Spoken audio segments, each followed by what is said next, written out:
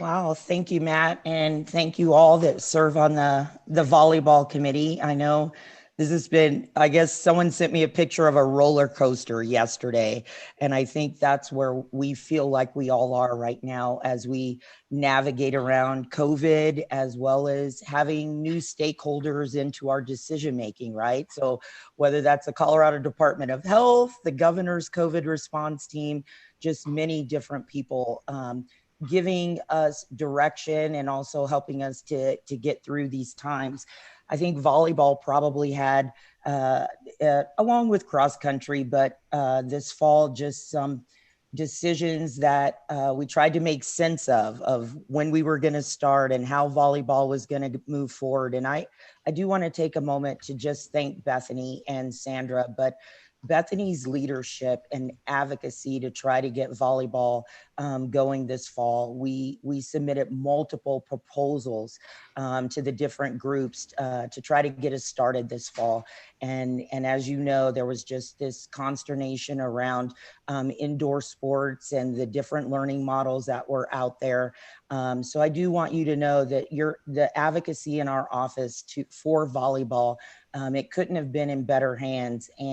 And so I do want to thank you publicly, Bethany, for just your leadership and guidance to me as I navigated some of those meetings this fall. But there was definitely a fight for this. And I think right now we're positioned to be in a place where we can conduct volleyball, have that culminating event in a venue that is celebratory for the athletes that deserve it, especially on the new calendar. I don't know how much you know about what occurred yesterday, but we've pushed back Season B to begin February 1st, which moved back maybe a week some of our other sports. And I think the more that we're able to delay the start of some of these events, with obviously the vaccine conversation out there, and the predictions that we will get a handle on the trajectory of the virus, I think volleyball is in a great place right now to be conducted in a manner with some normalcy that we haven't seen with some of our fall sports. So with that said, I don't know that there will be a lot of changes. Obviously, our membership is moving forward with a 2019 number aggregation for our clock committee. So Bethany, I don't know, we don't have those numbers yet. Our timeline is within the bylaws, so we should have all of those numbers by January. So I think Bethany and many of the administrators will be putting together some subcommittees or handpicking some key volleyball members and sport members to assist them in just separating and putting some of those schools into their regionals based on the new numbers. So I don't have a lot. Just wanted to, first of all, thank you for your patience. Know that everything we're doing in the office is to get our athletes back on the court, in the pool, on the track.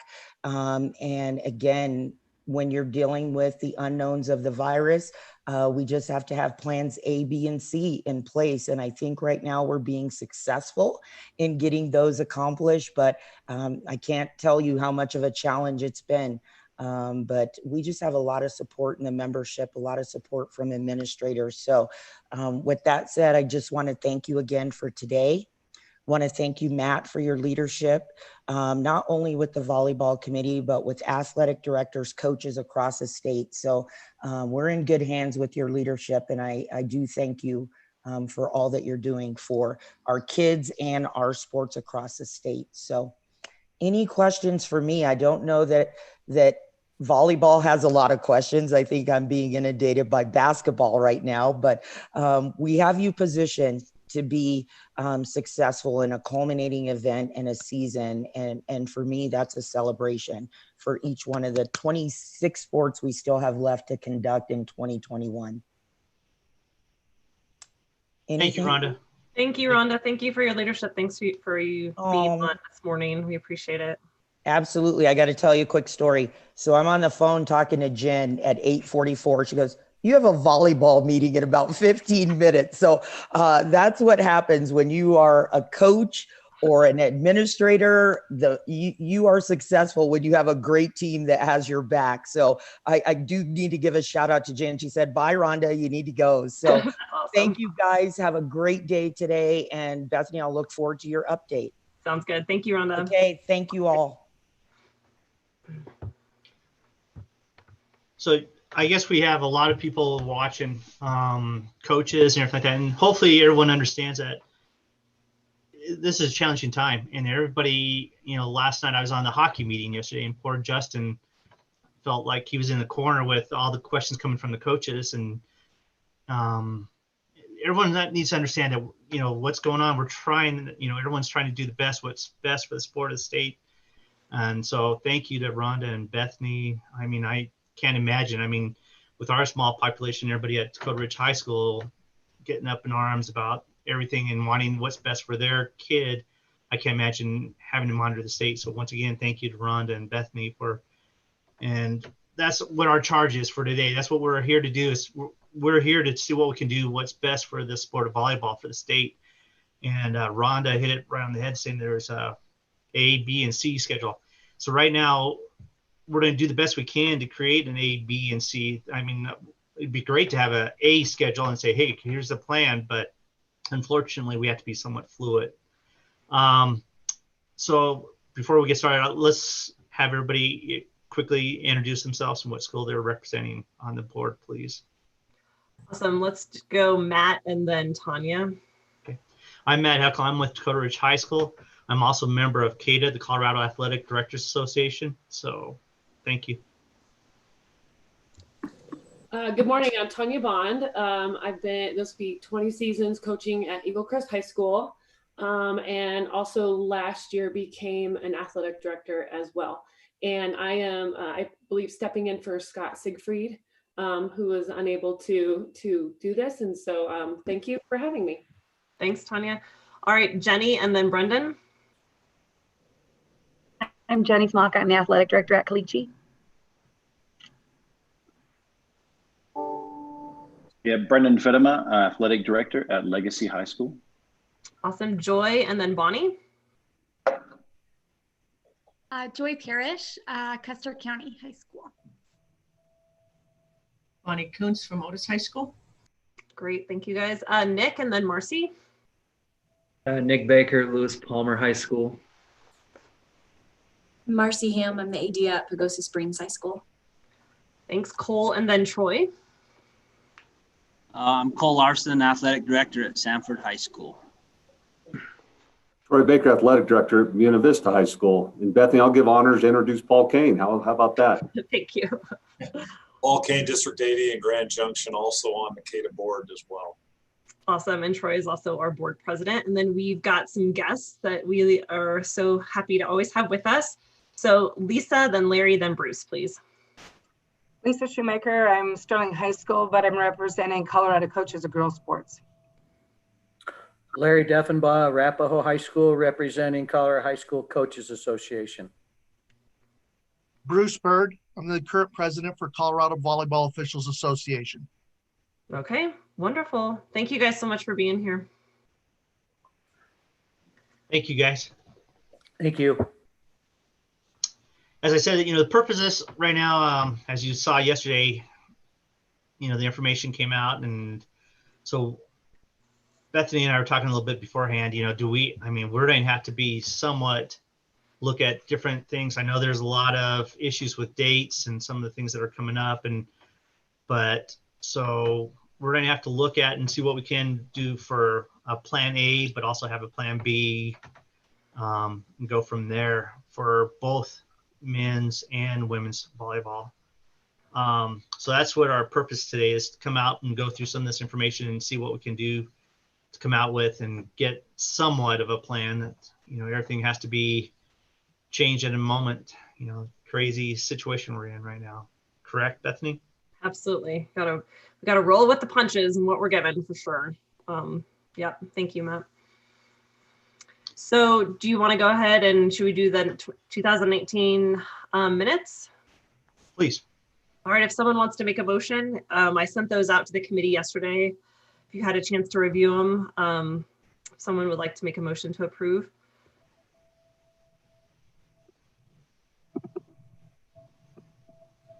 Okay, Brendan, thank you. And then can we have a second? I'll second Troy Baker. Okay, thank you, Troy. Are there any additions, changes? All right, hearing none, do you guys, everyone in favor of approving last year's minutes? Yeah, just give a thumbs up or aye. Okay, perfect. Anyone opposed? Okay, Sandra, they pass unanimously. Perfect. Got that. Okay, great. And looking at the agenda, I didn't receive any feedback from you guys on additions. Are there additions to the agenda? Okay, awesome. If there's anything that needs to be brought up, feel free to do that at any time. Hey, Bethany, I don't want to open a can of worms, but will we touch on Sunday contact at all? We can, sure. Absolutely. I'm just thinking that's going to come into play pretty big. Absolutely. Why don't we do that just really under, I think we should talk about that earlier. So I'll do it under my CHSAA report. So Sunday contact. Absolutely, especially with Troy on. Is there any other topics that we should address? Okay. Awesome. So before we go to our CVOA and CHSAA and Colorado Coaches of Girls Sports reports, I'll just do a quick CHSAA report. As Rhonda said, we heard from the governor's office this past weekend late that they would not be approving the start of season B to begin at the beginning of January. And so as of right now, we have pushed back the start dates. So the first practice would be January 25th for season B, which shortens all the seasons, trying to finish before July. So we are now looking at 3 7-week seasons for the remaining sports, knowing that we are only going to be able to start season B if our counties across the state are out of red. If the situation does not improve after Christmas and throughout January, then we do not have the go-ahead from the governor's office. This is not an automatic that we are going to be able to start February 1st. Conditions across the state do have to improve. With that being said, as Matt said, there's a lot of uncertainty. There's, it's tough. It's tough for you guys on this committee. It's tough for everyone watching. It's tough for our office, but we are optimistic that that we are still able to have our culminating seasons. With that being said, I think today we really need to focus on the information that we have in front of us. We have a slot in Schedule C and for boys season D, and we need to focus on how those seasons are going to look for the spring. I know that we met earlier in the fall and we talked as a committee about, what our season could look like if it was this fall. And then we talked about what it would look like for season C. And this was with an 8-week season. So things are still changing. I really appreciate all of your guys' leadership and your support through this and your advice. And then ultimately what's coming out of this committee is an official legislative council report that will get passed May 5th at our legislative council. And truly that report, I believe, is going to mirror what was passed last year with anticipation of us going back to a completely normal season, hopefully, again, very optimistically for 2021, 2022 for the final year of our cycle. Knowing that, there might be some minor tweaks that we propose. But ultimately, the conversation really is going to be twofold. It's going to be, what does the spring look like? And what are, everyone's suggestions? And then ultimately, hopefully just preparing for next year.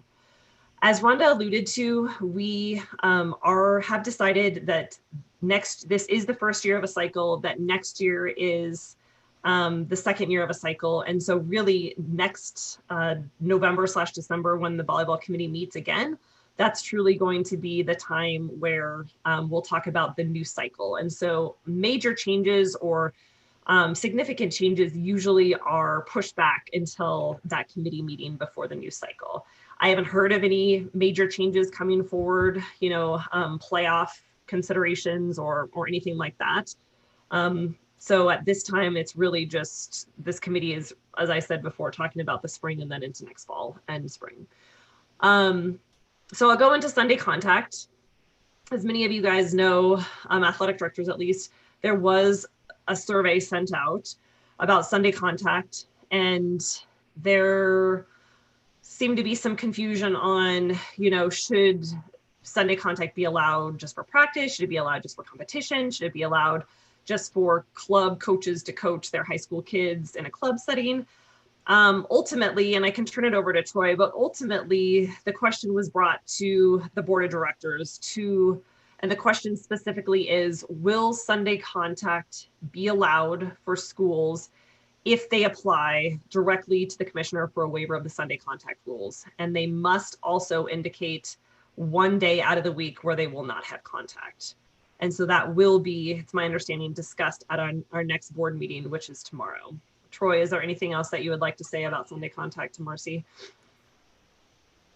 Yeah, so exactly what Bethany said. We'll discuss again tomorrow. We did table it from our last meeting for a variety of reasons.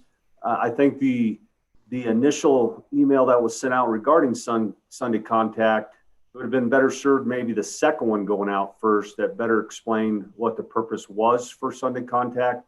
It was for practice purposes only. We think about facility conflicts for certain sports and activities to make that opportunity available for our kids. It was not, intention was not for competition purposes, and that there would be a restricted 6 days of practice. Again, there would be a waiver process to be approved from the CHSAA office, but they would have to designate a day if they were to practice on a Sunday, what day they would have to take off during the week. So we'll discuss it again tomorrow. So there'll be some more information come out at a later date here. Awesome, thanks, Marcy. Sorry, go ahead, Lisa. Bethany, one thing I think you should think about at this meeting also, that as the time, everything keeps scrunching together, is I was thinking, okay, with state basketball and some different stuff like that, and trying to get your kids going, that Sunday contact might be for the other sport that's starting rather than the sports that's in season, just because they're crunching everything down. So just a thought to think about in case, because that's what I was thinking about is, okay, I'm going to start when? Gosh, if I had the Sunday, that would help. That would give me 2 days before I start on that Monday, so just also for the other sports that are starting, not necessarily for the sport that's in season. Yeah, there's definitely some very polarizing views on this. One, I can tell you that for specific sports like swimming and ice hockey, or facilities is concerned, that's where the conversation truly started. You're only able to have 10 people inside an ice facility with 20 other groups, and we're only able to get it one time a week, and that's only on Sunday. So there's a lot, and I know that we're going to be discussing that with Troy and the board of directors tomorrow. Are you good, Marcy? Okay, awesome. All right, that's really the chapter report. So you go over, what the state championships look like, and that obviously we haven't had those, so we're just optimistic about the seasons that we can have this spring. At this time, I would turn it over to Bruce to give us a report from CVOA. Thank you, Bethany. So currently, we have a 17% reduction in officials statewide. Our biggest concern is the front range from Colorado Springs to Fort Collins, where we actually have a 42% reduction in officials statewide. And that's our biggest concern because that's our biggest group of schools that we have to cover in the state. And that really, those numbers apply to the girls' season only. When it comes to the boys' season, because we have a reduced number of schools, we're not concerned about covering those matches this year. So things that we'll be talking to schools about, of course, are formats that are conducive for using only 2 officials, which means probably no line judges if you request those, as well as try not to use 2 gym scenarios. to use one gym so we can use limited officials for coverage, and or if we have to, we only cover maybe a JV varsity for the night if you have a 2-gym format. I don't have a lot of other things right now. We are currently actively recruiting, but we have delayed some of our training until January because of the change in season this year. Are there any questions? I don't see any from the committee. Bruce, we are going to be talking later. Are you able to hang on for the whole call, or are you going to have to step out? Oh, okay, great. Because we will be talking later about what the seasons this spring will look like. And I know that basketball, recommended to Bert that the officials just simply couldn't cover as many games as originally proposed. So I'd certainly like your feedback when we get to that section. Sure. I'll hang on. Okay, thank you. Larry? Hi, Bethany. Hi, everyone. Hope everybody's safe and well. I don't have a lot here, but I'll go through a few things here. We're planning on moving forward with the 65th Colorado High School Coach Association All-State Games, which features 8 sports.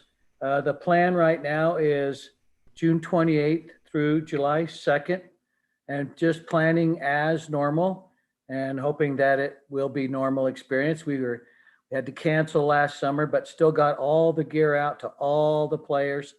And so we were happy to at least be able to do that.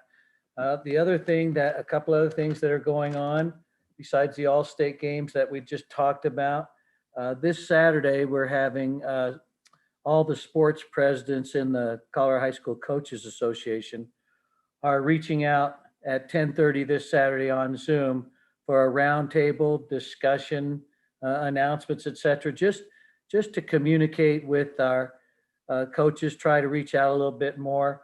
Our focus is going to be connecting, motivating, and encouraging. And talking about how we can communicate with our players in positive ways, make sure we're staying in touch with them, trying to help keep a positive atmosphere. Those are the main things. Also, we did have a coaches meeting, Colorado High School Coach Association President's meeting about a month ago. And basically what came out of that was, there's just not a lot of changes right now. Everybody hoping as we move forward that that cases will drop, and we just got to take this one day at a time. But that's basically everything I have right now. Okay, thank you so much, Larry. Does anyone have any comments or questions for Larry and Chaska? I have a question, Larry. I know this was mentioned yesterday on the Saturday morning meeting was mentioned yesterday on the CHSAA meeting, but I can't seem to find a link. I'm on your website. I don't see anything.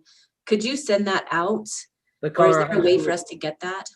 The website for? The link for the coaches roundtable on Saturday morning. I wanted to share that with coaches, but I can't find that link anywhere. Thank you, Marcy. Becky is supposed to put that on the website. I will make sure that I tell her to get that out as soon as possible. The link for just to throw this in there, the link for the All-State Games is already on the Colorado High School Coach Association website. But you don't, Marcy, you don't see the links, huh? I don't, and I could just be missing it, but I don't see it anywhere. Well, I'll find out, and then Larry, we got an email this morning. Oh, you did? We got an email. Yeah, we got an email this morning. It came out at I just opened it 1 hour ago, and it looks like the link is there, and the meeting looks like it's at 10. So just FYI. Followed by the president's meetings at 10:30 is what I understood. Okay. I'll find out for sure though, but thank you. Great, thanks. I appreciate that, Lisa. Lisa, would you mind putting that into the chat just so the committee can grab it, the link? Yep. Okay, I'll go put it in there. I'll check my email too. Okay. I didn't see that. Okay, thank you guys. And good luck with that, Larry. We appreciate your support of the coaches. Thank you. Thank you. You're welcome. Lisa, All can you right. give us an update? Hi. Hi, everybody. Like everybody says, I'm getting some text messages and emails from coaches going, oh my gosh, it's so good to see everybody. So I wish we could see all the others on the other end. So it is refreshing to see familiar faces in this time right now. But as for CCGS, obviously for volleyball, there's not a lot to report, but I did want to report what happened in softball, just so you guys have an idea that we actually did make something happen and it worked out. So yeah, so they had the games. It was a one-day event. You know, they followed all the protocols and it ended up working out very well. They said that it was awesome. The people were so thankful to have something like this and that it was in a safe environment for everybody. She said the only thing negative was the procrastination of coaches of being members and then being able to come to the meeting. And so then that was kind of hard. She did have Brittany on the other end that was putting coaches into the different rooms so that they could have their 3A meeting, their 4A meeting, and 5A meeting. And so with CCGS, we kind of been through this with softball. So we'll see if that'll work just as well for volleyball and basketball. But our goal is this. We have 3 goals, 3 plans like everybody else. You have A, B, C, or 1, 2, 3, depending on what all happen, you know, with what's going on, is that the first thing, our first goal is hopefully to have a two-day event like normal practice and games using all the COVID protocol that we can.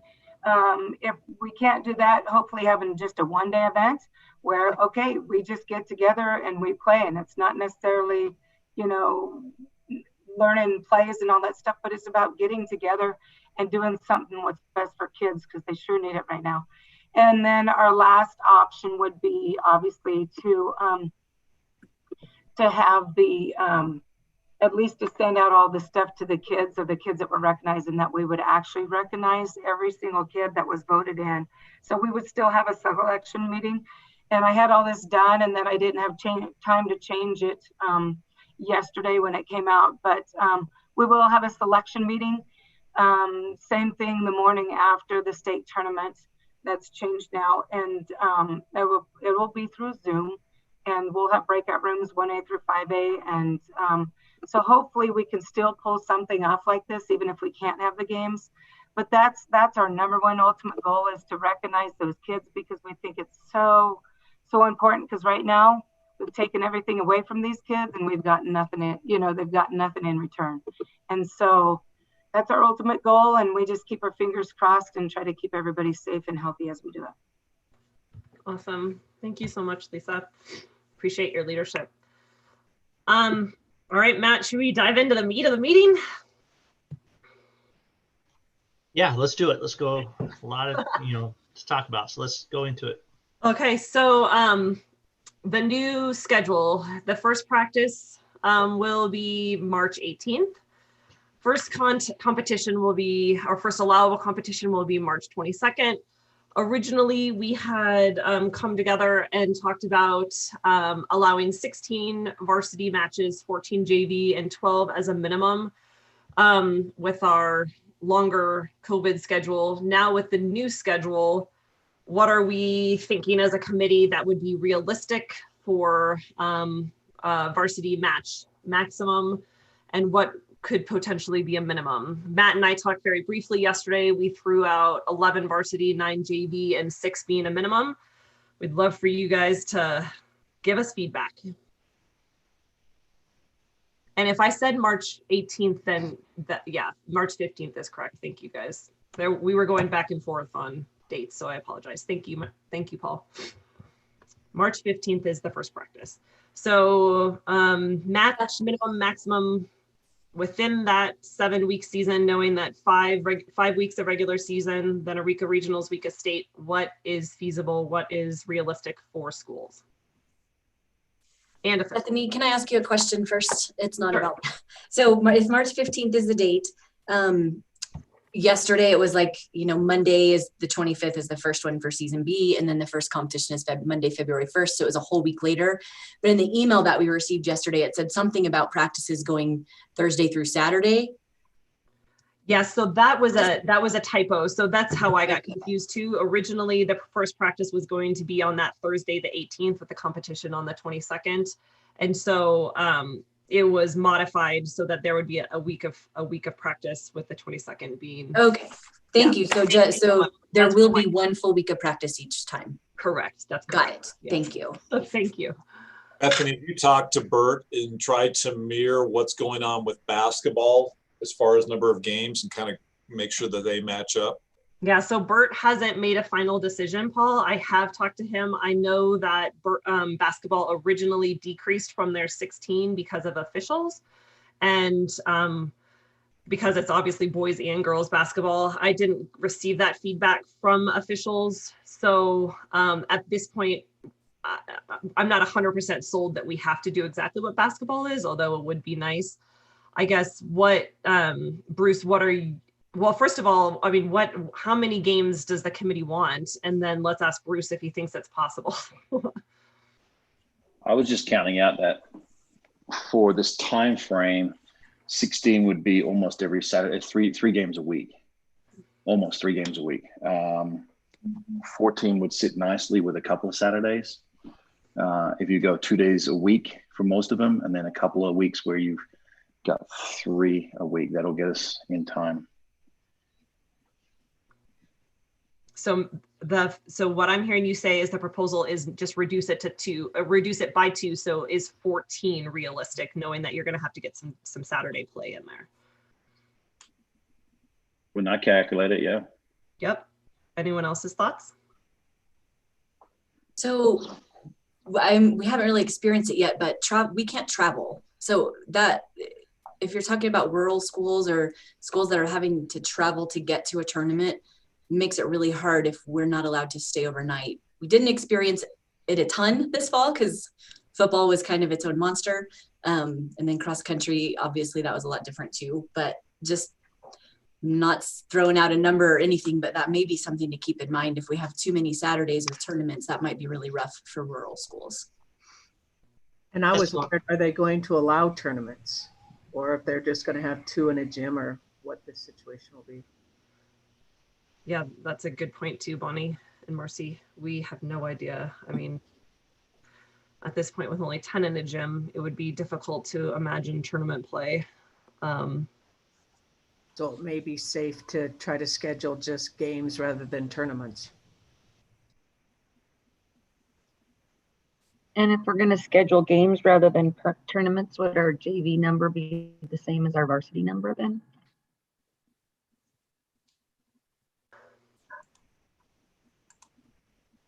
No, I think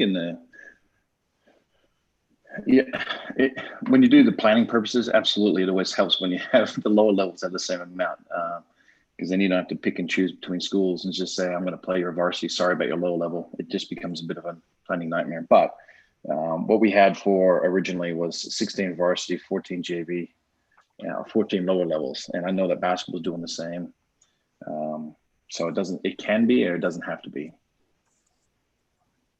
So didn't basketball go from 14 and 12? Yeah, in a CHSAA meeting right now, period. Sorry, Nick, say that again. Are you asking if basketball is 14 and 12? Right. Yeah, so they're looking to decrease theirs as well. When I spoke to Bert yesterday, he was originally thinking 11 for 4A, 5A, 10 for 1A, 2A, 3A, and 8 for JV. Again, just throwing that number out. Nothing's been decided, so don't get into a panic, anyone. So I know that he's looking at decreasing from that original proposed 14, 12. Coaches links. Well, with the 7-week season, two games a week is typical, so that'd put us at 14.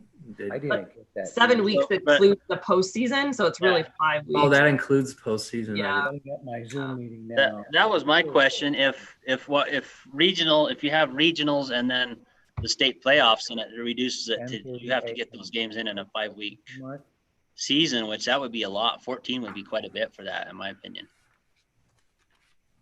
It would be less Well, we're just a week.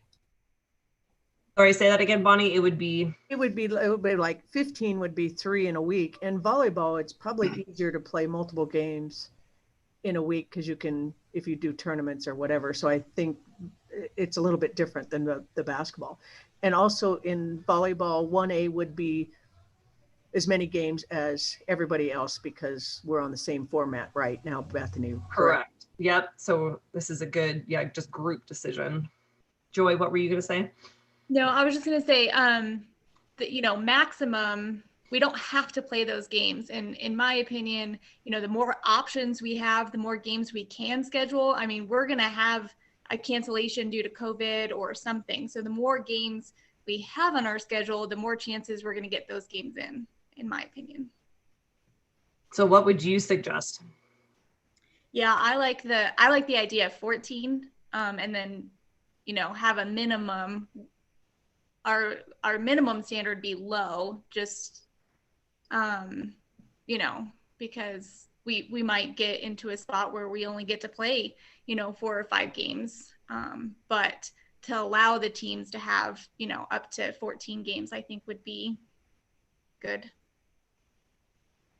Yeah, so Ryan just put into the chat that someone from you that's watching said, I had that experience that Marcy is talking about with softball. We had over half our schedule have to play at Delta due to travel restrictions. And I do appreciate what you're saying. I know, and the athletic directors that had football in this call know that there was a lot of rescheduling that had to occur this fall. I mean, yeah, there's definitely, positivity in saying, well, we're going to allow up to 14, knowing that it might be lucky if you play 10. It may be lucky if you play 8 with the reschedules. In the little clear box. So I like Joy's idea. I hadn't really thought of it that way before, that yes, we're going to have to cancel. So, if this fall was any indication, we're going to have several games that are canceled. So by scheduling 14, maybe that takes out the whole issue and problem of rescheduling. I hadn't thought about it that way. That's a good thought. Can I ask that JV question again? Why do we have fewer number of sub-varsity games than varsity games? I think it was just because it's how the traditional season always looks, Jenny. So if knowing that realistically we probably can't have tournaments, knowing that we can't, knowing that there probably isn't a reason to have less JV, then I'd be willing to hear that argument. Right now so you would say 14, let's just say on the table is 14 varsity, 14 JV. So really we're not looking to reduce that JV. I'm open to what the committee thinks. Yeah, my brain just went, if we couldn't go to any tournaments, then how do you decide? I mean, we absolutely in 1A face some teams that don't have JV, but I was thinking, right? Yeah. If we're not going to go to a tournament, why wouldn't we want our lower level kids to play? Yeah.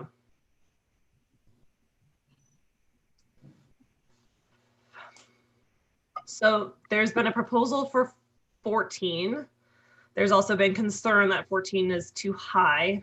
Does anyone else want to give feedback or throw out another number? Who would we run into problems with, Bethany, if we said, hey, let's do 14 straight across?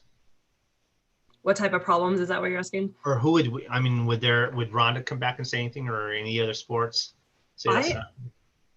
I don't think so. I think that we're able to set that number to what we think is best. It's going to lead us into a conversation that we're going to have in a couple minutes about the regional selection process. And I guess maybe I can tie that in talking about this. So right now with our committee report, and what we had decided earlier is that we were still going to select teams into regionals straight off of RPI, and then they were going to be seated with the three-tiered CHSAA RPI, Max Preps, Freeman rankings, and coaches poll, and that's how they were going to be seated. I was going to suggest to this group that because we're going to have less data, knowing that less games are going to be able to be played due to cancellations and continuing to lower this number down, that league champions would still be protected. Again, this is girls, league champions would still be protected. And that I would recommend that from that point on, that the 3-tier system be used to select teams into regionals. And I think Bonnie just did a little dance, perhaps, but I can't see her. What are your thoughts?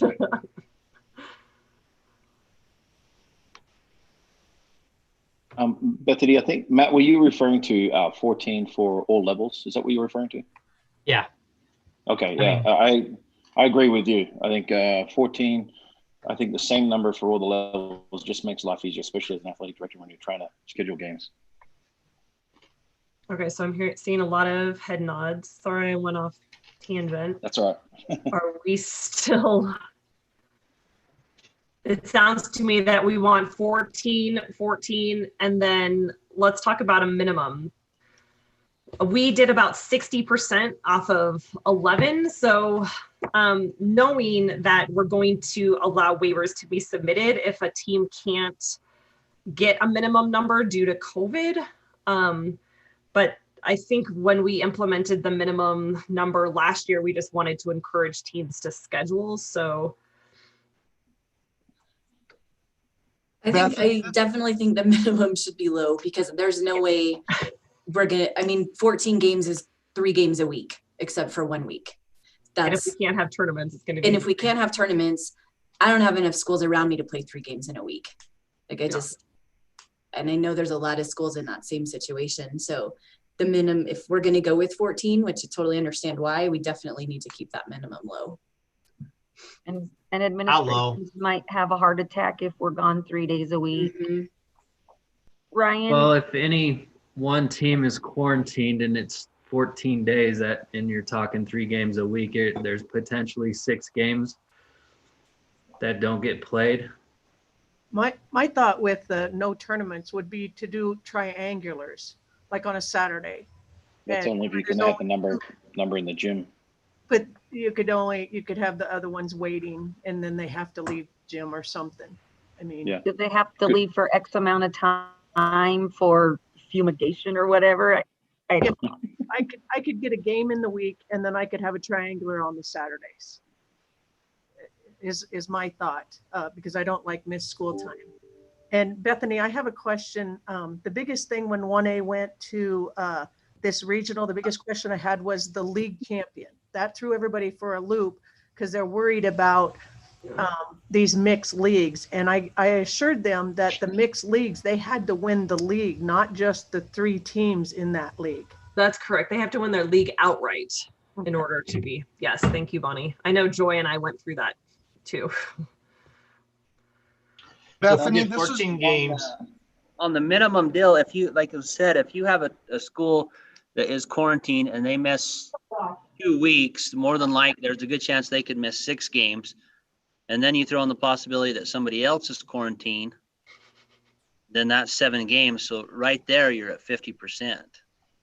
So right now we've proposed 6 minimum. Is that too low? I would say 50% at 7, with the option of petition. COVID waiver.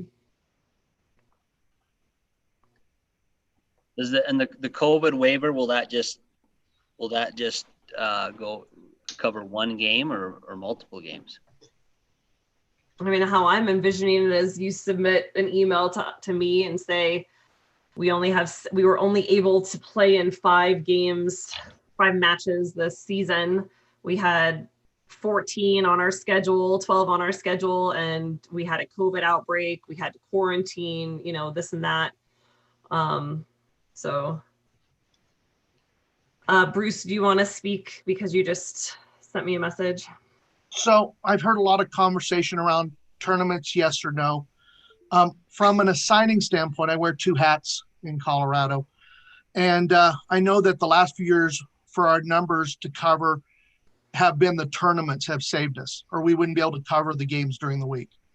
So that's my concern if we run too many games during the week with our numbers down drastically. that how do we pick and choose who gets officials and who doesn't, and who gets pushed around? What do you think you would be able to cover? Boy, that's a good question. I hadn't actually done the math on that yet. But because most of our games, or the largest part of our games, are from the Springs to Fort Collins, probably what, 60 or 70%, you know, and we're down 42% on officials there. Wow. You know, how many games is that a night? Maybe that's 50 games a night instead of 120 that we used to do. So, but the tournaments the last few years have saved us because we can use less officials and more teams get in their games on the weekend in one day. And I know that's a concern with how do you do that with too many people in the gym and so forth. What? Here's a crazy question, Bethany. Just a traditional season, how many games did we get is what we're talking about now? Is it, you know, shrunk down to scale to that, or not? Or maybe that doesn't matter. Yeah, that's a good question, Cole. So we were at 23 for everyone. And if I could just do a quick look at the seasons. You guys can keep talking, but I'll try to count out how many weeks. I do have a wrinkle I need to unfortunately throw in here to this conversation. No, Max Preps has a minimum number of games in order for teams to be ranked. Oh, and the Max I've sent Jerry a message to figure out what it would be. But for example, last year it was 10. And I'm not saying we need to play 10 games. I'm just saying whatever that is, it probably should be considered, because otherwise teams will literally not have a data point from Max Preps. So I've sent Jerry a message to see if that can be adjusted, you know, so on and so forth. But just something to consider is our hand may be forced a little bit by that. Thank you, Ryan. Bethany, I had a question about, just remind me, are we using all those 4 data points to rank or to qualify for regionals? So it's 3, and my recommendation, Bonnie, is that we do. I know that we had a discussion about that last year, and that, you know, there was a strong desire from the volleyball committee to move to those, but we felt at that time that we were kind of bound to just selection by RPI and then seeding by the 3 data points. But I think with football moving in that direction, and with it being a pandemic year, I think we have a crack to step through to kind of bridge that gap and to allow selection from regionals with those 3 data points. Now, if we aren't able to have a Max Preps data point, then probably need to have that conversation as well. You know, I know that some sports are just qualifying straight out of leagues. I think that would be difficult for volleyball, especially in the lower classifications. So thank you for checking on that, Ryan. Are the 3 data points the coaches poll RPI and Max Preps? Yes, correct. Mm-hmm. So if there are no tournaments, and I know we can't live in the world of ifs, but if there are no tournaments, that's tough for a coaches poll, I think. Just putting that out there. That's a good thought too. I would just also say that the fewer data we have for RPI, the less accurate it's going to be. So we are going to need as much data as possible if we're going to be doing seeding like this. So I totally agree and understand that if coaches are not seeing as many teams, it's not going to be great, but I still think coaches will do a good job. And I think we saw that in football this year where, you know, they don't see each other. And I understand it's 1 game a week. It's a lot different, but I think coaches will do a good job. And I think Max Preps, assuming we can hit that minimum, will also be a huge help. That was a question I was going to ask you anyway, Ryan, is what will happen to our RPI if we only play 8 or 9 games? Right. Yeah, it's not going to be good. You know, 8 or 9 games. And RPI is designed for like a 20 to 30 to 40 game season. And, you know, 8 is, you know, if you recall a couple of years ago, we had lots of problems in football with an 8, 9, and 10 game regular season. And that's what we would be running into. So if we can have these other data points to balance it out, because I think RPI will help some schools for certain data points, and So I think it is necessary, especially for those teams that are going to be playing 14 games, however few there will be of them. But I really do think it's going to be important to have as much data as we can to seed the tournament, especially if you guys are now talking about qualification. Qualification straight off RPI is going to have a lot of problems with teams playing 7, 8, 9, 10 games. I mean, one of the things, thank you, Ryan. I'm glad that you're on here and listening. One of the things that we could always go back to as well is, keep the league champions protected and just go back to a traditional seeding meeting where we literally look at each classification and as a committee try to seed the top 24 to get them into regionals. I don't know. I guess I'm just worried about those data points as well. But again, there has to be some mechanism of selecting the top 24 teams. At some point, it's either going to be human or it's going to be based on some sort of calculation. So I'll throw another wrench in there. I mean, we could just go old school and pair districts off, and then you just have to seed it. If we did what you said and have to seed it, it would be easier to seed the top teams that make it to state as opposed to do it before regionals. Yeah, the hard part, Cole, with that is yes, like 1A could go back to districts, but looking at a whole, I mean, 3A, 4A, 5A, it would be we don't have districts. We haven't had districts in years and years. So, I mean, my preference is to try to keep it consistent. That was one of the major changes that we made as a volleyball committee last year, is to allow 1A through 5A classifications to be consistent. So yes, we could do that, but it would be my preference that we treat all of the classifications equally so that there was consistency that we were going for. I mean, there's a couple different things. First, it sounds to me like, I think all of us know that 14 is probably too high. Like, that's wishful thinking. We want to schedule 14 knowing that we're not going to get it.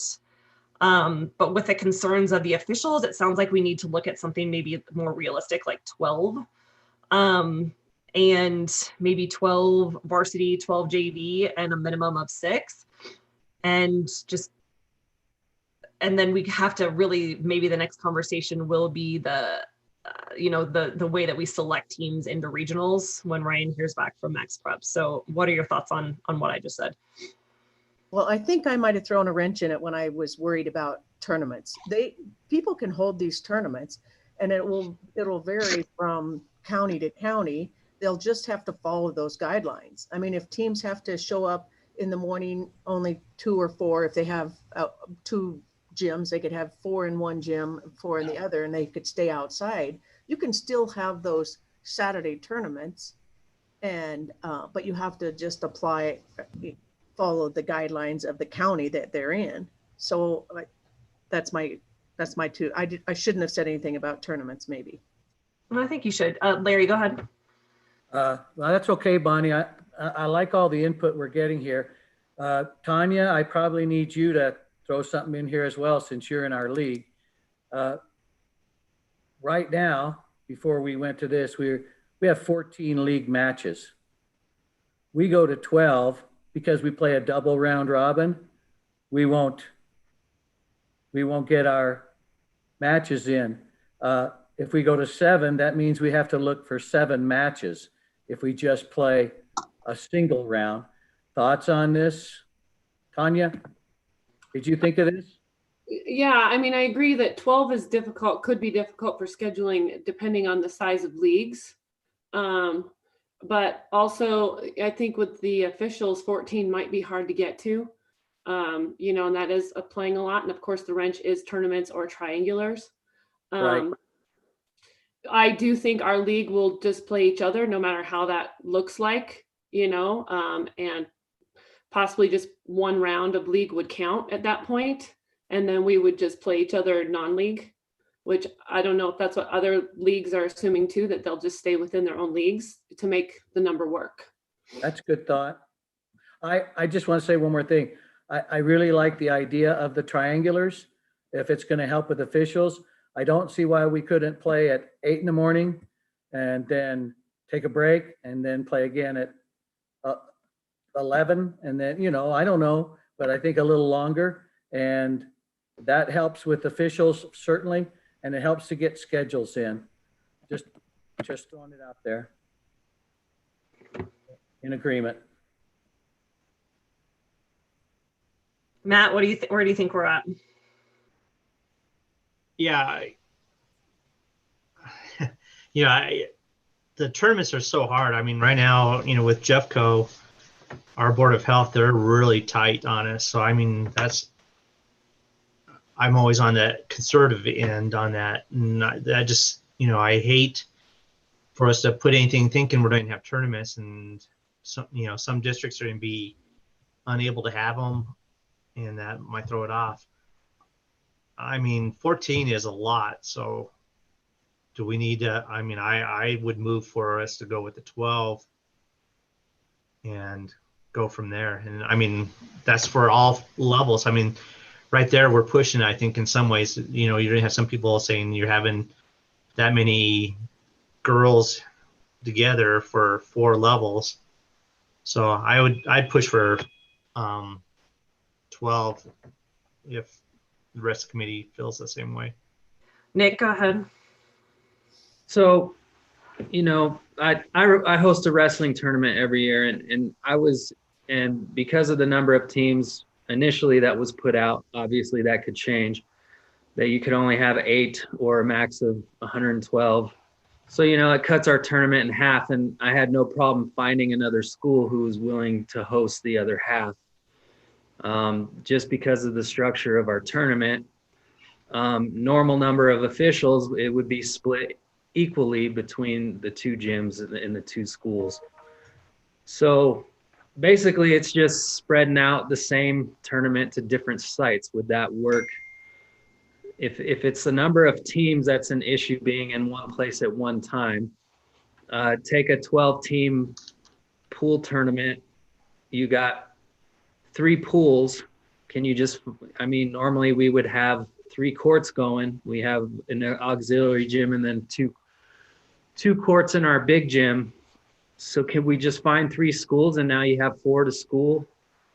And then obviously we have 6 officials at our tournament in any one half of a session, 2 on each court.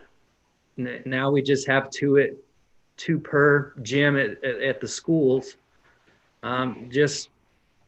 Instead of everything being at one site, it's at multiple sites. It's still the same number of personnel.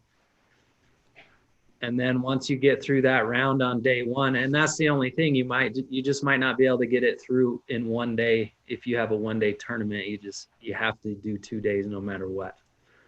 Would that help? Does anybody see any holes in that? Because then you can get those tournaments in. Yeah, my question was with the clubs, are they still having those tournaments, and the county or the county health department hasn't shut them down? So I maybe shouldn't have said anything about not having tournaments. Ani, I don't think that's just you. Like we can't have tournaments. Like it's not just volleyball. The conversations come up in wrestling quite a bit too right now. Like we're trying to figure that out. So I don't worry about bringing that up. It's something that we have to talk about. But we are making decisions based on we're allowed to have a season, right? And we're allowed to play. Correct. So if that means we could potentially have a tournament still, it would just be a little bit different. So are you advocating for 14, Nick? Yes. Go ahead, Cole. I think I agree with Matt. I'm just going to throw this out there too. All of us in our heart of hearts, we want to return back to normal and give the kids every opportunity that they can and provide for this experience. But, at some point, I think, and I'm not saying that we are, but we could maybe go too fast and create too much of a burden on schools or on kids. Because if we say 15 or if we say 18 or 14, our coaches are all going to want to do that. But like for us in a rural school, You know, when you get 14, there's only so many teams we can play here. If you can't play your league twice, then you have to travel more with budgets and cuts and things like that. So I would personally be in favor of a 12 game max. I think if we put 14 out there, you can choose to do less. You can choose to do 12. But I think 14 is a max for, say, big 5A schools that are in the city where we can drive there. I would like to give that an opportunity for, the schools that are relatively closer to have an opportunity to play 14. I think right now with, what are we, 3.5 months away from the start of the season? So, I mean, a lot of things could change by then. If we're supposed to also have a state tournament, or there's regionals where it could be played at certain schools with 3 teams. I mean, we're already planning for kind of what would you call a try there and a state tournament. I'm sure that there's hopefully, right, 3.5 months from now, an opportunity for tries, for potential tournaments to happen and be planned on Saturdays where multiple teams can come. For me, I'd rather go higher, and then with the premise that we might be able to, or we have to adjust lower, we can. Paul Kane, what do you think? I kind of think we should mirror what basketball's doing, just because I think that'd be a hard sell. You know, if Bert's reducing and volleyball's not, what's the justification on that? I'm just asking. Because they're running girls and boys at the same time, and we're just running girls. And you can play multiple volleyball games in a day. So why is it different in the normal season? I mean, why is it the same? I'm just curious. Probably because we have longer seasons where volleyball is able to have tournaments, and there's more, you don't have 42% of the officials not signed up. I don't know. Yeah, no, I'm just curious. So I'm fine with the 14. I mean, Do we say 13 to make like a compromise here? 'Cause it seems like the committee's kind of You can't go with 13. That's a bad number. Yeah. Have to go with 12 and a half. A question for Ryan, but it looks like he had to hop off. So if we do put the maximum like at 14, and then I'm going to say it is a struggle to find, or you do lose 2 weeks, how does that affect our RPI and all our data points when one team has 14 games and another team has 7? Does that make that valid? It would make it valid, but with the less data there is, the less accurate the RPI is. Did you see everyone in this that Ryan heard back from Max Preps, and they can make the minimum whatever we want? So at least we've got a solid, Max Preps Freeman rankings. Knowing that any rankings, the more games that people are playing, the more accurate they are. I don't know if this is the time to bring this up, and I mentioned this to Bethany yesterday, but in looking at the national volleyball calendar, Colorado Crossroads Club Tournament is now scheduled for 15 through 17s on the same weekend as our state tournament. And I know for a lot of schools that will make kids have to choose what they play. And I don't see high schools winning that battle. And I only bring that up as far as number of games, because I don't know if that's even a possibility or of a discussion we want to have. And if we were to move our season back a week, what that would do to number of games. But they're scheduled right now to play at the Convention Center on that May 7th through the 9th.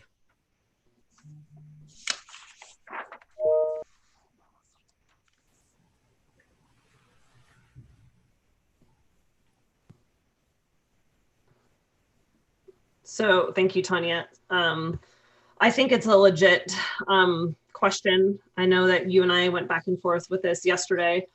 Acknowledging that, yes, a large club tournament is scheduled now over our state tournament. Again, trying to figure out, we're worried about 4 teams in a gym, wondering how not the Coliseum, but the Convention Center could have hundreds of teams in a gym. Is that tournament even going to happen? will our season ever have to be pushed back? You know, there's a lot of unknown factors. I told Tanya that really, you know, we can't extend the season. Plus, it would just put regionals, which is more teams involved, over that Crossroads tournament. The only thing to even consider would be to shorten the volleyball season another week, which would be 6, so 4 regular season, to try to stay off that tournament, which would even shut down the game limits even more significantly. But I think it is something to discuss, and looking for input from the committee. So I apologize. I feel like we're spinning right now a little bit. So Nick, do you want to throw out a proposal for 14 games? And then I apologize. Do we need to include the minimum with the proposal? Sure. Did we decide on one? Well, you want to propose something? With 8, I would propose 8 minimum. With 14 games? Yeah. Okay. That just takes out, if you're quarantined for 2 weeks, so 3 games a week minus 6 games. But if that doesn't sound good, we can discuss that before I throw out a proposal. Actually, Matt, I'm sorry. Going back to what someone brought up about the Colorado Crossroads being the same weekend as state, that to me kind of puts a little bit of a wrench in that. So going from 14 down to 12 makes a little bit more sense for me to move that. If we can move the state tournament a week ahead, that would help eliminate that issue. Is there an option to move our season back a week? We can't prolong it a week, but we could shorten it a week. Yeah, you can't go the other direction. We can't overlap with season move it up to no. 5-1, the weekend of the 1st, May 1st, April 30th, and May 1st. That's correct. Yes, Matt. One of the things, and I know it sounds like we're spinning our wheels, so thank you, Matt, for keeping us on track. I think just a conversation about, does this committee want to shorten the season to stay off that weekend, will help us decide a maximum. I'm strongly against that. I think that our volleyball athletes in our community deserve the same amount of time that every other sport gets. I understand that it impacts a very large number, and we're a small number that it doesn't impact. But I would be remiss if I did not put that thought out there.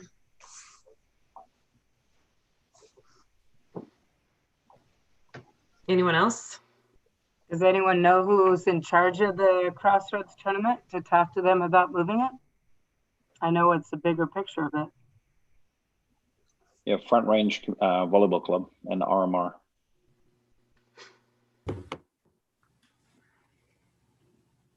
Is there anyone on the committee that wants to make a motion to shorten the season?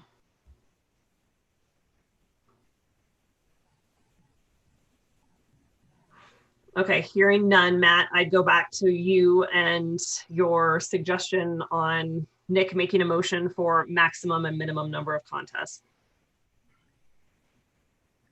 All right, so Nick threw out the proposal of 14 games with minimum of 8. Do we have a second on that? And then we can have some discussion.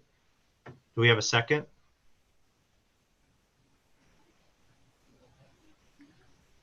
Paul Kane. All right, second from Paul. All right, discussion on that proposal of 14, which would be 2 less. We've cut our season back for 2 games. Any discussion? Bonnie, do you think you'd have any trouble filling 14 games out here?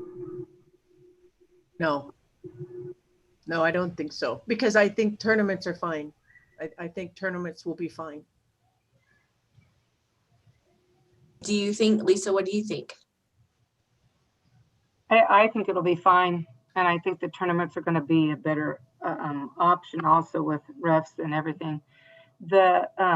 So our superintendent's looking at trying to do testing and ask for a variance so that that window of that COVID 14-day window would be shorter, more like 7 to 10. And with that testing, that they could do a little bit more than what we normally have to do because of the variance that she's written, but it's all because of the testing that she's doing. So I kind of want to throw that out for people to hear in case. I think it's a great viable option to help us be able to do what we need to do. But I think it would work. I know it would work out here. I have a concern about the crossroads, not for my classification at all, but for the 4A, 5A kids. I'm afraid that they would lose a lot of the kids to that tournament. But I have an issue with Bonnie. Then so we're gonna go tell the public, say, yeah, we shortened our season, took away a week of a high school season because of a club team, because we're scared of club. Yeah, absolutely. It may happen. That yeah, may I happen. get that. I get that, and I just threw that out there because I represent the 1A and we'll be fine. But yeah, no, I have a hard time going to my communities or my coach and saying, hey, Coach Muhlenberg, thank you, but we shortened your season by a week because we're worried about a club. When I think we can't really. We're trying to do what's best for our kids and do what's best for us and trying to do what we can do, and that and I agree. I agree. I just feel sorry for those big classifications AD talking with their coaches. So I know the club has worked around CHSAA, and so I don't know. In my opinion, I think they still need to try. If this is what you guys this is what the committee chooses to do, I truly believe that the club needs to try to work around it. They've done it so far. I don't know why they wouldn't be fluent with this one also. And I'm sure they would. Maybe it's the Coliseum. The convention center availability. It might be an issue for them. That's all. But I'm sure that they would. Okay, so let's vote for the number minimum of games right now. Wait, before you do that, I'm sorry, I see Ryan's back. Could I ask, Ryan, we talked just a little bit about what, the RPI for somebody that gets in the minimum, which would be 8 games in this proposal versus 14. How much does that throw that off? If we're showing teams with 8 versus teams with 14 games. Teams with 14 are definitely going to be more accurate. You could have an instance where the teams with 8, well, really what is more likely going to happen is the teams that are playing the teams with 8 are not going to have a full picture. So you might have a team that's 7-1 that's played 8 games, but they might not have necessarily played some teams, and it might just have a disproportionate impact on their opponents. Now, can I ask, what is the plan to only use RPI, or what are we talking here? We need to use the other data points if for 14 and 8 or potentially 8 for RPI, we would have to use the other data points. I would agree, and I would be less concerned if RPI is not the sole factor for qualification with an 8 game minimum. Wouldn't Max Preps kind of be in the same boat as RPI though? Yeah, but Max Preps, because they have so many factors, it's a lot better. Okay. So 8 games is actually quite a lot for Max Preps. So more than enough for sure. Thanks. Would it be better to just use Max Preps? Say that again, please, Bonnie. I was wondering if it would be better to just use Max Preps like we used to. Well, let's just focus on getting the games decided, and then we can go to that conversation. Okay, so I call for a vote on that. So Nick has thrown out the proposal of 14 games with a minimum 8 to be considered. If you're in favor of that, please raise your hand. I have to say aye because my computer's so old it doesn't have a camera. And I'm an aye also.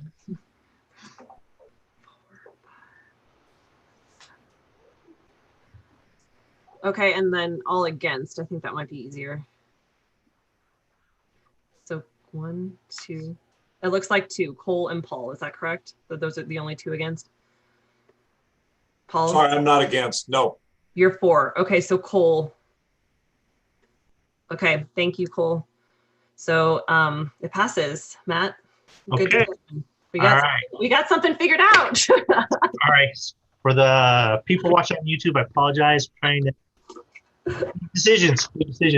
So let's move on to our next. We're going to talk about is regional selection process, league champions protected, and then seeding index. So that's where we're going back to Marcy's question. I guess I'll start. Somebody put out the idea. I do like the idea of league champions being protected just because there's such a wide variance between 8 and 14 games and what that can look like. And if tournaments happen, if tournaments don't happen, and who sees who across the state, is travel allowed? There's so many questions up in the air. I think this would be a good time to say league champions are protected. Yeah, so currently all league champions are protected by the committee report, and we hadn't elected to change that for this pandemic season. So I would, yeah, at least that is the current plan, that all league champions are currently protected. And in a multi-class league, you have to win that league outright. Great, thank you for that clarification. Yeah, no problem. So really the next question is what I brought up. Currently in the committee report, it says that the remaining teams after league champions will be selected based upon RPI, and then they will be seeded based on the 3 sources of data. So my suggestion is that we use the CHSAA seeding index, the RPI, max preps, and the coaches poll to select the teams into regionals as well as seed.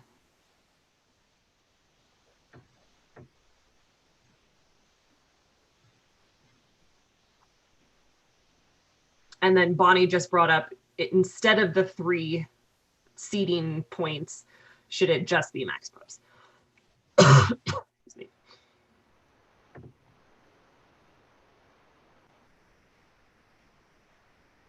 At this point, I think as we talked about that, all 3, as much data, Ryan says, as much data we have, the better off the decision process is. Am I correct?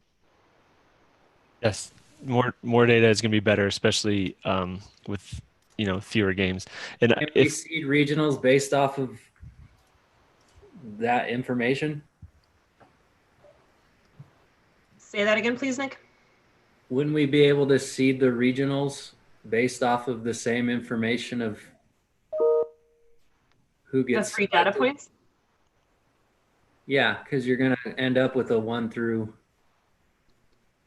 24, 32, whatever it is. Yeah, that's the suggestion that's on the table. Okay. I would also, just back to league champions real quick, I would just make a note that leagues are going to have to make decisions on league champions. You are going to have a case where some team has not played all their league games. So I would just specify that the league determines who their league champion is. It's not going to be about, necessarily who wins the most games in your league, because you might have a situation where someone only played, 10 games and someone played 14, but the 14, anyway, I would spell that out very clearly, because I guarantee you will run into that situation. That's a very good idea. Or yeah, you can't finish your league schedule. So there has to be some sort of league tiebreaker, because ultimately we need to know who you are crowning your league champion. Correct. Okay. And they have to win their league outright, right? It has to be an outright winner if it's any tie or anything. And Ryan, what would you recommend? Would you recommend to use the 3 data points or just the max prep? I think I would. I really do like max preps. I'm going to be honest. I really do. I know everyone thinks that I love RPI, but the only reason we came up with RPI is because people wanted transparency. I think max preps is great, but I also do think that there's such value in a human voice. And giving coaches the opportunity to participate is very, it's really valuable. But I also do think RPI is advantageous for certain schools in certain regions. And if you take that away, schools are just going to think the seeding is biased. it's teams in mixed class leagues that benefit from the RPI, and certain regions have a lot more mixed class leagues than others. So I think that if you take it away from them, they're going to be used to seeing themselves at a certain spot in the RPI, and if that goes away, they're not going to think seeding is as valid. And there's also the hurdle too, which I'm sure the board would be flexible, but that is a board policy that RPI has to be used in postseason seeding. Thank you. So I think we should use all 3 points. Okay, so I have a question when we say we're using all 3 points. So Ryan, you probably understand this better, but are those 3 equivalent? Are they weighted? How did we use those like for football? Yep. So we take, if you want me to, I can walk you through exactly how we do it. We use them. We use each data point to get a percentage of value for each data, because max preps has a someone's value could be 32. In RPI, it's 0.6. So how do you compare those two? What we do is we give a percentage. So in max preps and RPI, we will compare everyone in the classification to the highest possible value in that class. So if someone, for sake of ease, if someone has 100 in max preps and the 14th team is 56, they get 56% for that value. The team that's in first has 100%. For RPI, we do the same exact thing. You just compare it to the top overall value. And in each case, the top overall value has 100%. In the coaches poll, it's slightly different. There is a maximum possible points you can get. So if there's 15 first place votes, you can get 150 points. So let's say you ended up with 130 points. Give myself a bad number to try to do that off the top of my head, but whatever the percentage is, let's just say it's 90%. That's what they would get. On down to, if you get 1%, it's going to be like 0.001. Now we are looking at that to see if that's the right way we want to do it. I've worked with some really smart people that have PhDs in economics and other types of math and statistics to see if that's the best way to do the coaches poll. But that's how we've been doing it. And they are all 3. We add them all together, divide by 3, and that's how we come up with the overall value. Hey, Ryan, has the coaches poll ever been used in volleyball? I don't think so. I mean, we've had a coaches poll. It's not been used as for seeding. Yeah. Okay. If we could figure out, if we decide to do it, which I'm kind of leaning, I think the 3-tiered system sounds a little bit more accurate for our weird year. But I would definitely want to put out some kind of training or some kind of, these are our expectations or something like Absolutely. that. Yeah. And I do want to add too, first year we're using the coaches poll, right?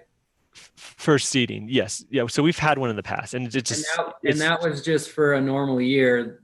Once your RPI determines who makes the regional tournament, then we use the other data points to seed, correct?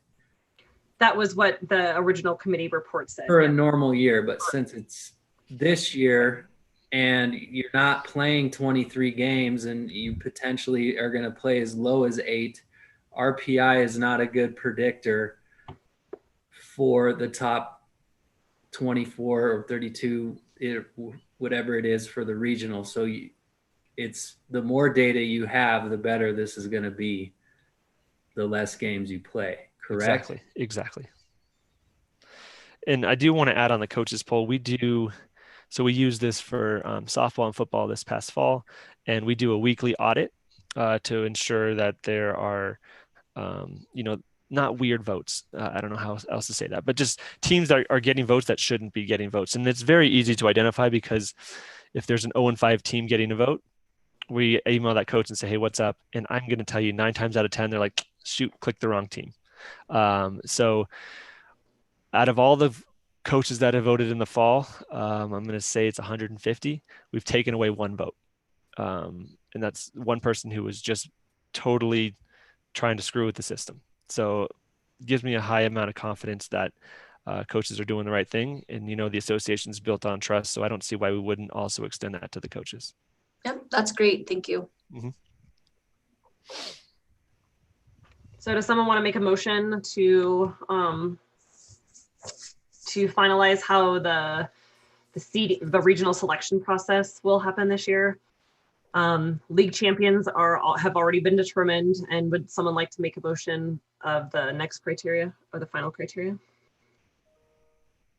Sure, I'll make a motion that once league champions have been selected, the remaining teams for the regional tournaments will be selected by the 3-tiered system, and that includes RPI, max preps, and a coaches poll.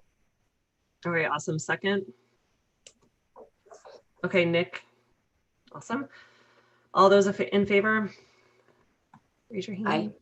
Okay. Anyone opposed? Okay, no one opposed, Sandra. Awesome. Okay. Going on to regionals. So we have regionals being completed by April 24th. Is that accurate? Regionals being completed by May 1st now. May 1st, okay. Yep.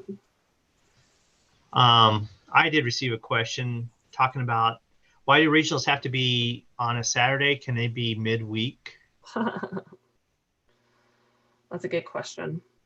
They are not mandated for Saturdays. So they are strongly encouraged for Saturdays for travel. And I think Paul Kane can speak to that.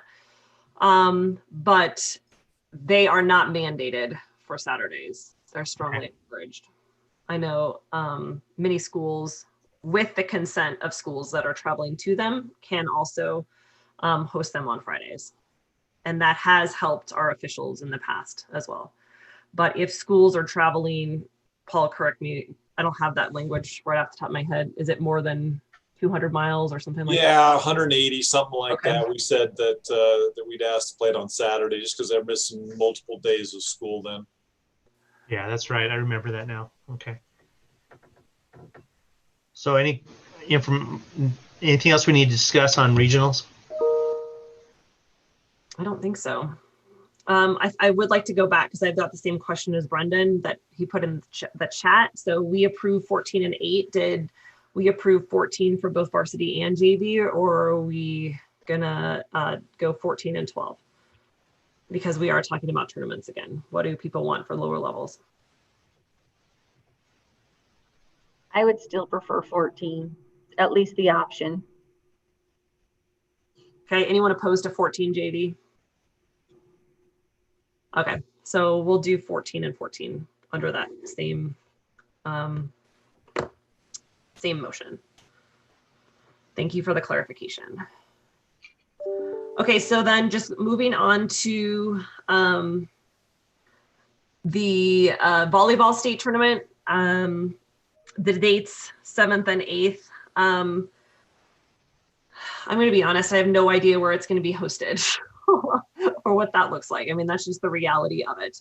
Right now, the Denver Coliseum is still being used as a homeless shelter and a COVID center. In addition, if we can't have fans, it doesn't make sense to have state volleyball in a facility where we have to pay and we can't have fans. So it's really going to depend on what the season looks like and what the fan requirements are. At this point, if we were to have hosted this fall, as we all wanted, my thought was that we were going to be hosting probably at a neutral gym, high school facility, 1A, at 5 different places, each classification with their own location. So I guess it's going to be anywhere from 5 separate locations to, if everything changes and we can have fans and it's financially feasible, and we can look for one site.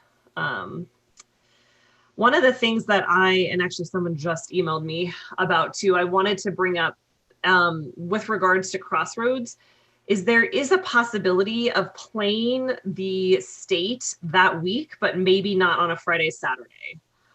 So if it's at a facility, if it's at a high school, we could potentially do like, during the week. I think just having that option open might be something for discussion.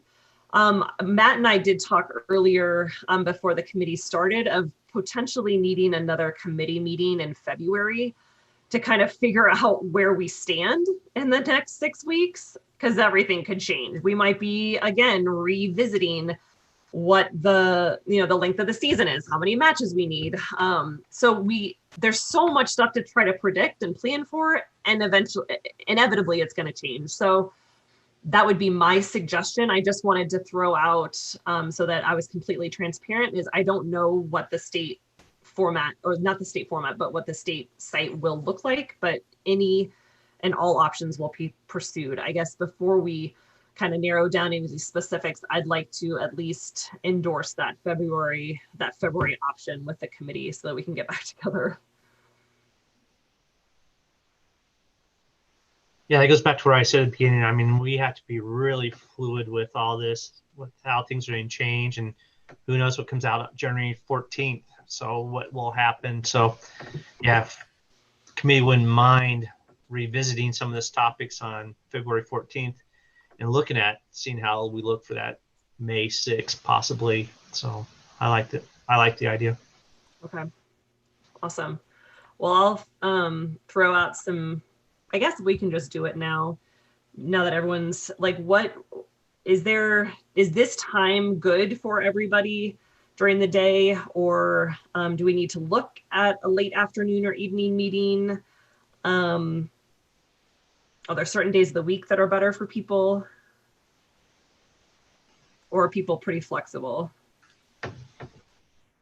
This works for me this time. Yep, same with me. Okay. I'm just going to propose, knowing that the first, hopefully, the first meeting or the first competition date will be February 1st, just hoping.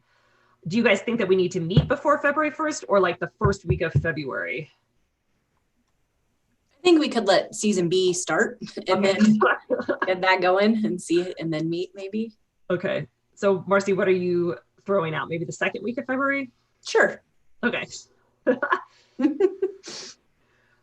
What about like 9 o'clock on Tuesday the 9th, February 9th? Sounds good for me. Okay. I know right now our schedules are a little clear, so it's probably just better to get stuff on the calendar. Okay, so I'll send you guys a calendar invite so we can discuss those.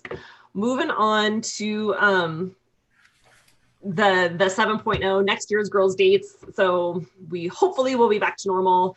Regionals completed by November 6th, and then state will be November 11th, 12th, and 13th. And then moving on to boys volleyball 8.0. So we've got they're in season D. This is our first year. We're really excited to have boys volleyball. The first practice will begin May 10th. May, and I could be wrong on this too, Paul. Is it May 6th, or am I wrong here? I think it's May 3rd. Okay, thank you. So May 3rd, that Monday, not the Thursday, May 3rd for the first practice, first competition May 10th. I would propose to keep it simple and allow the same number of matches for girls, so 14, 14, and 8, unless I hear otherwise. That way we just keep it all consistent. And then at this point, I think we'll turn it over, and Tanya, I encourage you to kind of step in here, but one of the things that I want to talk about is the regional format for boys volleyball. With COVID and the financial stress on schools, we've had quite a few less schools that are able to participate this year. And so I'm wondering if we need to shrink regionals so that basically 100% of the schools don't automatically make it into the playoffs. Right now, we've got about 31 schools that have agreed to host boys volleyball at this point. So Tanya, I guess I'll turn it over to you for maybe a little bit of an update and your thoughts. Yeah, just like you said, we've got about 31 schools that have committed, down from about 52 last year when we were in the high school club scenario. And there are, like Bethany said, many different reasons for that. There's a group of us still working to try to get at least a few more schools added to host, because we really want to create these opportunities for our boys. We think we have the boys that really want to participate. And so we want to make sure they have that opportunity. But really with the 2014 regional, that would be almost everybody making it. And so possibly looking at paring that down to make it, more of that regional playoff experience. So Tanya, what would you suggest? I go back and forth. For being the first year of boys, I kind of like the idea of more teams getting the regional experience and just getting the ability to participate, especially since there might be less schools that are participating. But with, all the other restriction that we've talked about and all the things in the tournaments, I could see that we make the decision for 16 teams. I think that if we compare it to girls volleyball and other regional playoff situations, it would make sense to pare it down to about 16. But so really, I'm kind of for either way. I could see either argument especially for this first year. Anyone else at the committee want to give your thoughts?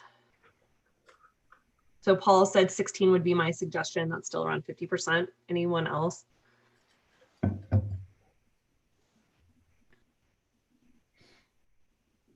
I would second that if that's what we're doing now. Okay. So I guess that maybe was a motion, Tanya, to drop it to 16, and Nick has seconded it. Okay. If not, I'll make the motion. Okay. Any discussion from anyone? So one of the things I did want to add to the discussion is currently, because the league structure is quite different than the girls, that right now the boys will be selected straight. It says currently straight off of the RPI and not league champions protected. So if we were to, again, just a discussion, not to talk in circles, but if we were to go with this 16, or even if we were to go to the 24, it would be my suggestion and recommendation that we use that 3-tier selection process that we're also going to be using for the girls. With that being said, I guess, is there any other discussion before we vote on the 16? Okay, seeing none, all in favor of going to 16 for the bracket for the boys? This looks like, yeah. Okay, anyone opposed? Okay, so we'll drop the boys to a 16 team bracket. So, and correct me if I'm wrong, Tanya, but how I'm envisioning that is just 8 matches at a home site and then the winners advance to state. Is that what you would envision? Yeah, and I think that's kind of what we had drawn up last year. Okay. So, yeah. And then a motion for the regional selection process to mirror the girls, so that the regional selection will be the 3-tiered approach and not just the RPI. Would someone like to make? Okay, Brendan, thank you. I'll make that. Yeah, okay. Okay, so Tanya, you second. Any discussion? Okay, all in favor, say aye, raise your hand. Aye. Okay, all opposed? Okay, so Sandra, that passed unanimously too. So perfect. Got that. Thank you. Awesome. Tanya, is there anything else about the boys volleyball season that you'd like to give an update on after our talk a couple days ago? Yeah, just kind of what I said before, having discussions maybe with people around your league, other ADs. One thing that we discussed is the participation, and that we really want this to get up and going. And I think that we really do have the boys' participation there and the boys' interest there, as seen by last year, and over 1,000 boys participating, but and 50 teams. And understanding all of the situation we're in this year with the finances and the scheduling. But it really would be a little bit heartbreaking if the boys are there to participate, but we don't have the schools, that are really supporting it. So one thing that was discussed, we're already co-oping. There's many teams that are co-oping, but that is still just another option for schools. If they don't want to, bear the financial and administrative burden just at one place, just getting together, with a few other schools possibly to try to create 1 or 2 teams. We really are missing teams from the northern end of the state, and teams like the West Metro area is kind of lacking from in the past. And so really just keeping that discussion open and encouraging, participation. We have some leagues and ideas set, but obviously that can totally change if we get bigger participation that we're hoping for. We've got 4 people that are really working closely out of different areas, and we can adjust leagues, we can adjust schedules. We just really want this to get up and running in a really positive manner. So, and of course it's a difficult year for that to happen, but we're going to stay positive and just keep working to make the best we can for this new sport.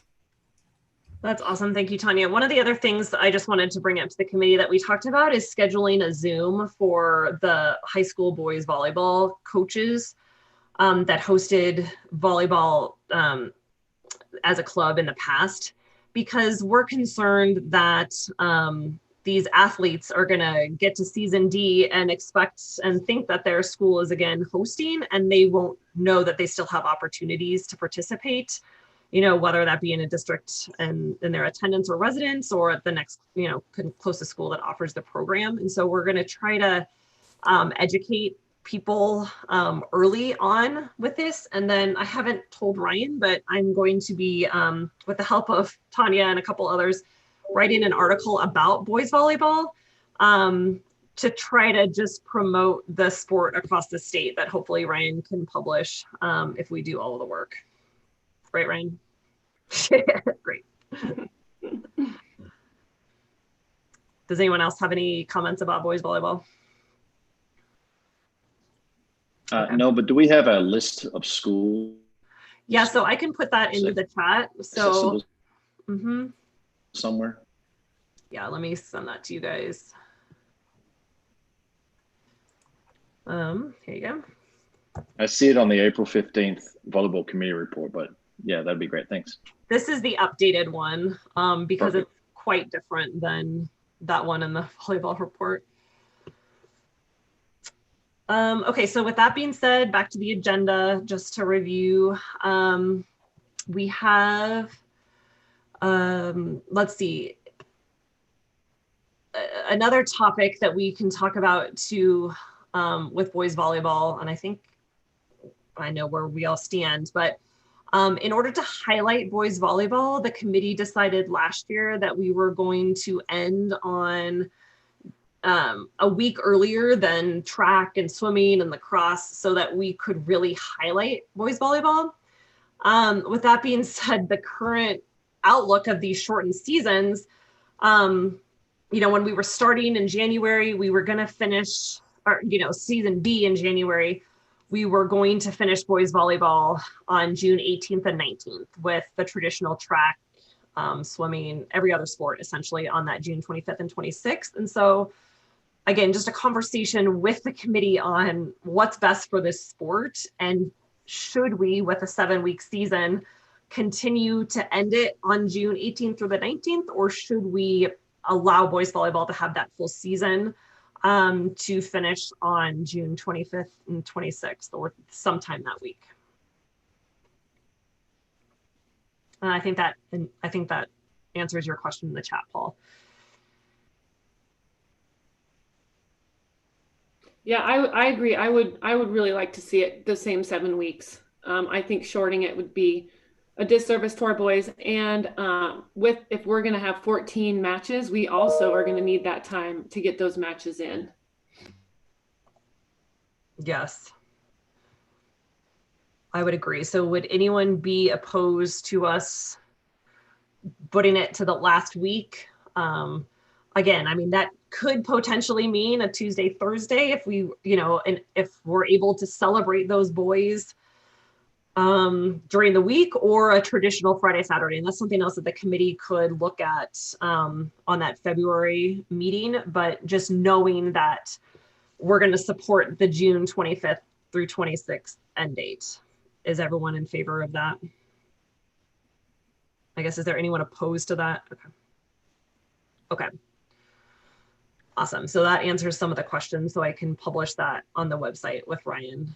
And then I have asked Manual if we could use their Thunderdome in the metro area DPS to host boys volleyball. They'd love to host. They don't, of course, know what that looks like at this point, but just know that that's my thought. That was actually my thought pre-COVID, just getting an awesome high school facility to showcase these boys in for their first year. So we'll also discuss that in February to finalize it.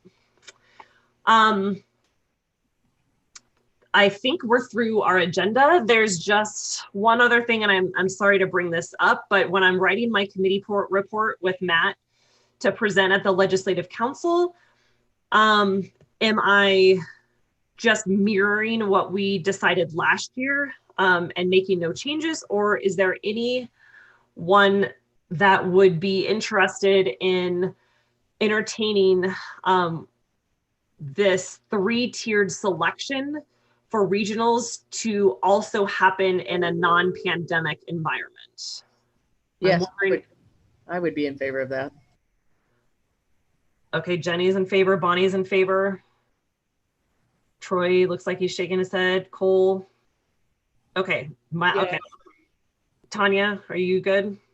Yes. Okay, so it sounds like I'd love to make an official motion, because we can list this, Matt, as a major change, that starting in 2021, 2022, the selection of regional teams for girls volleyball league champions that win the league outright will be protected. And then the remaining teams will be selected off of the 3-tier seeding index, or the 3-tier index. And then for boys, all teams will be selected straight off of that index. And we can list that as a major change starting in the fall. Does someone want to make that a motion? Yeah, and before, maybe put in the committee report to highly recommend coaches join the coaches poll. Okay, great. And Ryan, real fast, will you walk it? Oh, well, no, let's finish this motion. I need to stay focused. I'll make that motion to. Okay, thank you, Bonnie, for making the motion. Is there a second? Second? I'll second. Okay, Troy. Awesome. Any more discussion? Okay, all in favor, just raise your hand. Okay, and then is there anyone opposed? Okay, so you're just, Sandra, it's unanimous. Now, Ryan, with the coaches, it's just so we're clear, you'll be sending information out to the coaches directly to ask them to. Yep, that's correct. Okay.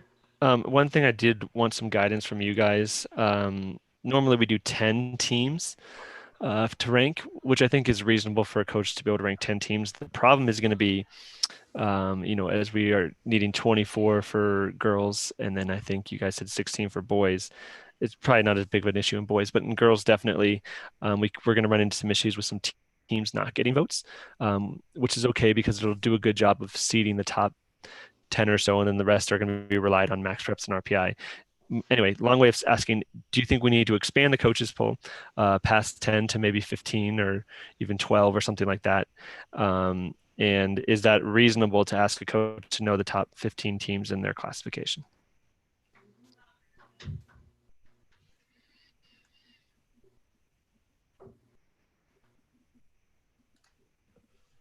Anyone? I know last year we had oh, sorry. No, Marcy, go ahead. I was going to say, you're probably the best expert in this because you see the various sports and the coaches poll results and and where those start to break down at what number. So I don't know that. I mean, we've never done more than 10. So that's what I don't know. And really, I struggle because I think 10 is very reasonable, but we have gotten pushback from people who have said, well, my team's not getting any points because we're not in the top 10, but we are a regional team, which is a very valid point. I don't know if it's fair to ask coaches to say, what are the top 15 in order? Mm-hmm. I know that as a coach, I think it would be very difficult to come up with 15. Okay. especially in a year without tournaments and without being able to go and do like possible scouting or see other teams. Yeah, I think 15 would be difficult. I could see 12. That'd be okay. I think kind of a max. That's good feedback. I think we could go to 12. And the thing is, the nice thing is you're not only going to have 12 teams that get value, it's anyone that gets a point is going to have value. So we'll probably, if we have 12, we'll end up with around 20 teams that get points. We might even get to 24. So we can try 12. How's that work, Ryan, when I know like you have the top vote getters and you have others receiving votes? Yeah. That's just a way we just break it down that way. So it's easy for the public to digest, but it's anyone that gets a point has a value. So really in essence, we're ranking the top X number of teams that get votes. Okay. Yeah. Okay. Thank you, Ryan. Mm-hmm. Thank you. So one of the things in the chat that I'll just address, confirm roster sizes. I believe the roster sizes right now, unless they can change in February, is 12. So we're hopeful that we can get 25 back into a gym so that we're 12 on roster sizes for both girls and boys volleyball. So that would be my official answer to that question. And again, if the world is open in February, then we can certainly allow more. One of the other things that I just wanted to talk about briefly on the committee report that we're going to have to create is, do you think that we should approve a 16 bracket format for boys volleyball for not just this spring, but also next year? And I'll throw it to Tanya first. Yeah, I think what we do this year, we should try to stay consistent with for next year. Okay, I think that makes sense. So would someone like to make a motion to essentially change the committee report and keep a 16-team bracket for boys volleyball for next year? I can make the motion, Bethany. Okay, thanks, Tanya. A second. Brendan, thank you. All those in favor? Okay. All those opposed? All right, unanimous. Thank you, guys. So those will be the two major committee report changes that will be listed.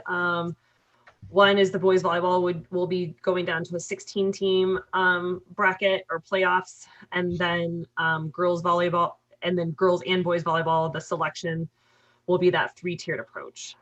Is there any other agenda items, comments, questions, suggestions? Matt, Nick, I see your hand. Do we need to put a cap on the sets because they're both 14 for JV, 14 for varsity? Because of those swing players, I think that's why those numbers are off, correct? Normally. Yeah, so you're talking about the number of sets allowed limit, right? Because potentially those swing players, they could, if we don't put a cap on it this year, they could get a lot of. You go crazy. Time. So I didn't know if we had to do that. So. I don't think that you would have to. I think what you could do is just say we recommend that the bylaws or the set limit be reflected based upon the current number, and I can, create that verbiage. But we, as a committee, can't change those bylaws. What would be your recommendation? I'm going to pull it up right now. So, right now, a normal year, it's the equivalent of 4 games, right? Well, okay.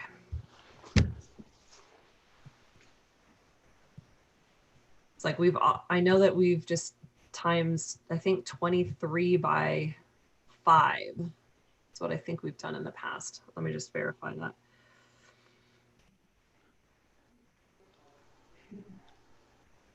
Yeah, 115. So 23 times 5. So really it would be 14 times 5. So 70. Okay. And then the sub varsity would be this. Oh yeah. Sub varsity would just be the same because they would, I don't know, technically be allowed the same number. So it would now be 70 sets instead of 115. Good point. I never ever hear of people or teams getting close to that number. So it's comforting that you're telling me that people still pay attention to that. Yeah, don't want to go over that number. Yeah, good. Okay. Anything else, Matt? I'll turn it over to you. No, I appreciate everybody. I mean, I know you guys have a lot of stuff on your plate and everything going on, and a lot of topics to discuss. So I appreciate all your time and effort. And Bethany, I appreciate your leadership. I know this is a challenging time for everybody in the CHSAA board. So thank you for all you guys are doing up there. So thanks everybody. And we'll see you on February 9th at 9 o'clock. And I appreciate your time for that. Awesome. Okay. Well, thank you guys so much. I appreciate it. Thank you all for being on, and we'll talk to you officially again February 9th, if not before. Thank you guys. Thanks everyone watching. Bye.